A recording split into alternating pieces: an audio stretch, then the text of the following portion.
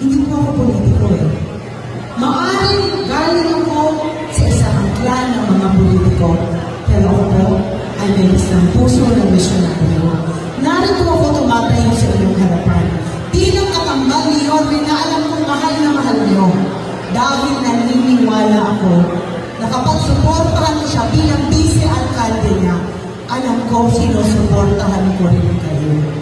Ang trabaho po ng vice-alcalde ay maging presiding officer, pangalagaan ng City Council, gumawa ng mga ordinansa at batas na nakaangkla sa pangangailangan ninyo. Kaya importante na ang vice-alcalde nyo marunong makinig sa inyo.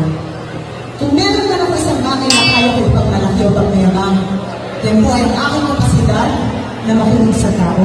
Dahil yan po ang naging buhay ko ng 7 taon at namulat po ako sa mundo ng politika bata pa lang ako. Ang aking ama ay isa sa pinaka-naging magaling na vice mayor ng Maynila at tinuruan po niya ako kung paano maging isang mabisang vice-alcalde. Narinig niyo na ang aking mga advokasya. Then alam niyo na rin po kung ano ang mga batas na gagawin natin balang araw. At yan ay ipagtanggol, maging boses ng ating mga kapatid na ngayon ay umiiyak dahil walang gobyernong nakikinig sa kanila. Kung meron akong puso na marunong makinig, si Yorme meron 2 kamay na mabilis kumilos. Pag pinagsama niyo po si Yorme at si Chia Atienza, mabilis po matutugunan ang inyong mga pangangailangan. Dahil yan po ang rason kung bakit kami tumatayo dito sa inyong harapan para maging boses ninyo at marinig kayo. Alam nyo, bago ko ibigay kay Yorme ang aking oo na maging katambal niya, sinabi ko sa kanya, bakit ba ako ang pinili mo? Pwede namang iba pinili mo. Ang dami mo naman pwedeng maging kasama. Pero ang sinabi po niya, unang-una, nakapagtapos ka ng political science major in governance. Nabuhay ka sa mundo ng politika, ngunit hindi ka naging politiko, bagkus isang misyonaryo na tumulong sa likuran ng iyong ama. At dahil alam mo paano buhayin ng Maynila muli. Naaalala niyo ba ang buhayin ng Maynila program ng aking ama? Yes! Naaalala niyo ba ang magandang Rojas Boulevard? Gusto niyo bang mabalik to yun? Yes!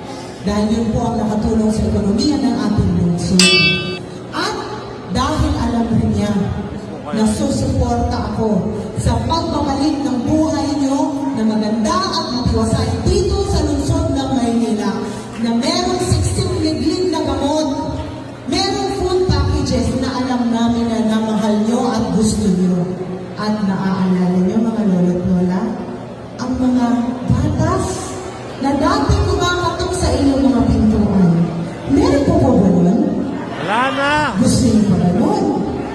Then kailanganin po natin amyendahan ang batas na pinalitan nila pagkatapos nilang umupo. At si Chia Atienza po kasama ang City Council na Aksyon Demokratiko balang araw ang makikipaglaban para ibalik ang ganda ng Maynila na ginawa ni Yorme Moreno Trabajo nung siya ang mayor ng Maynila. Naiintindihan ko bakit kayo sumisigaw ng bumalik ka na.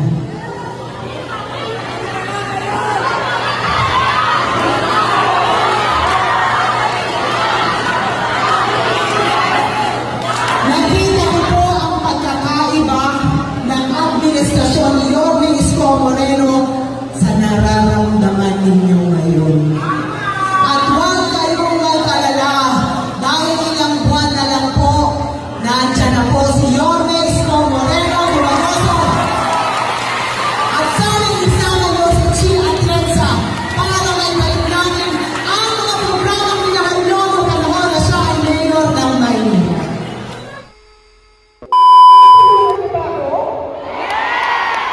Pwede naman lumalagon na ng Yorme sa Aksyon Demokratiko? Dahil malaking bagay po yan sa akin para may pagawang makapuluhan sa balang araw.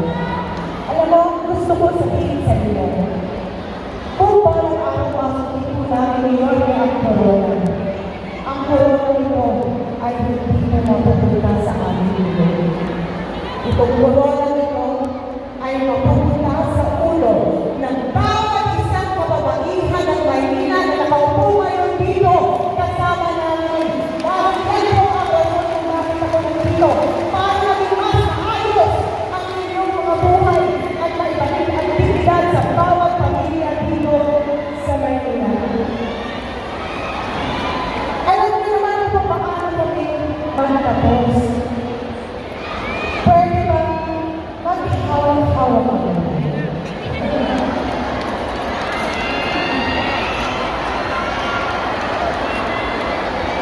Dahil naniniwala kami sa inclusive governance, tutulungan natin lahat.